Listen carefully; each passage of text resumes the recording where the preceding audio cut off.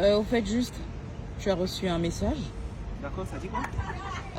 C'est un jeune homme diplômé qui a postulé un peu partout dans toutes les entreprises potentielles. D'accord. Et il n'a pas de réponse. Il a également tenté de joindre des proches bien placés qui auraient pu l'aider, mais qui semblent ne pas vouloir bouger le petit doigt. Ce qui fait qu'il se retrouve un peu au chômage et il ne sait pas trop quoi faire. D'accord, on va essayer de lui donner des conseils quand même. Alors, le souci de la nouvelle génération, c'est un peu ça. C'est qu'on a affaire à beaucoup de jeunes qui pensent qu'on leur doit tout. Tu vas vérifier, ses parents ont fait un effort herculien de réussir à le mettre à l'université, dépenser des millions pour avoir ces diplômes-là. Et tu vas voir souvent les mêmes parents qui se retrouvent en train de se promener avec le CV chez un oncle, chez une connaissance, chez une autorité. Pardon, trouve quelque chose pour ma fille ou bien pour mon enfant. Bref, ce que je tiens à dire à ce jeune homme-là, c'est que c'est pas facile. C'est pas facile. Moi, en tant qu'entrepreneur, j'aurais pu lui dire, va entreprendre. C'est ce qu'on entend très souvent. Oui, allez entreprendre. Non, on ne s'élève pas pour entreprendre comme ça. De la même manière qu'on subit ou bien on passe par une formation avant d'avoir une fonction, c'est de la même manière qu'il faut se former avant de devenir entrepreneur. Sinon, on risque d'apprendre les choses à son dépens.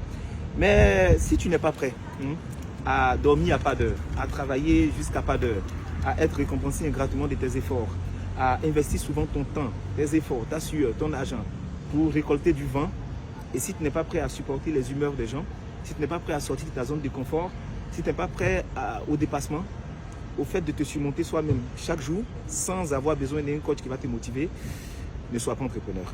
Mais j'avoue que quand même, il y a des bons côtés de l'entrepreneuriat, parce que quand tu persévères, après, il y a des résultats.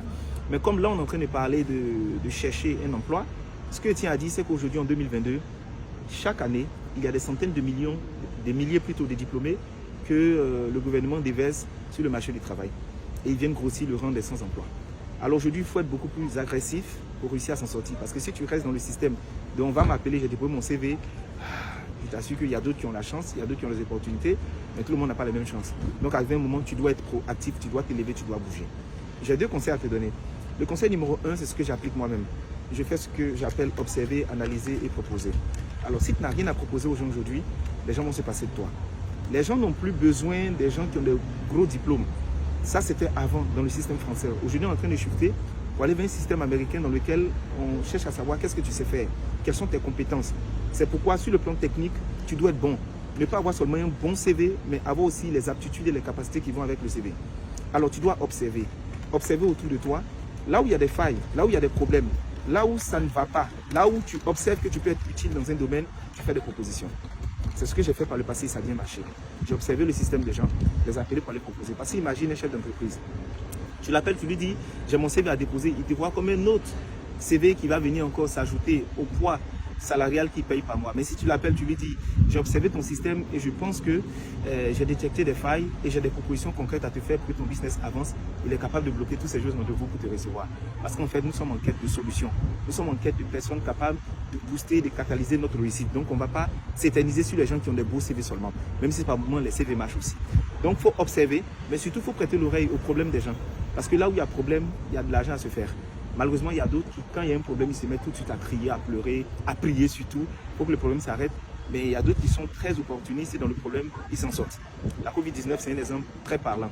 On a vu des personnes se plaindre, crier au Seigneur, et puis on a vu d'autres qui ont été très opportunistes et qui ont pu vraiment tirer leur épingle du jeu.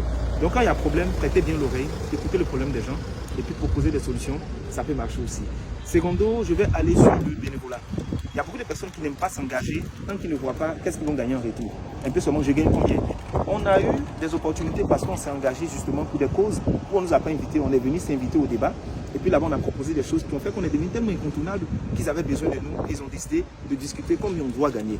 Mais si vous restez dans votre maison, dans votre endroit, regardez les gens de loin, qu'est-ce qui se passe là-bas, sans vous informer, sans aller dans les bons endroits, passez toute la journée à suivre des gens qui ne vous apportent rien à votre vie, passez toute la journée à scroller sur TikTok jusqu'à pas d'heure, à dépenser encore de l'argent pour payer la connexion Internet, mais ça ne vous rapporte rien, c'est que vous avez un problème. Vous avez besoin d'autodiscipline, vous avez besoin justement de vous engager. Quand vous voyez des causes quelque part, vous voyez des gens réunis dans un endroit, vous voyez des événements où des gens de qualité vont se réunir, invitez-vous au débat, posez des questions, ayez des connaissances enrichissantes avec des gens. N'ayez pas peur de vous approcher des personnes. n'ayez pas de préjugés, parce que dès qu'on voit qu'on dit oui, lui il m'a l'air gonflé. Être gonflé, c'est pas dans la démarche ou dans la façon de parler.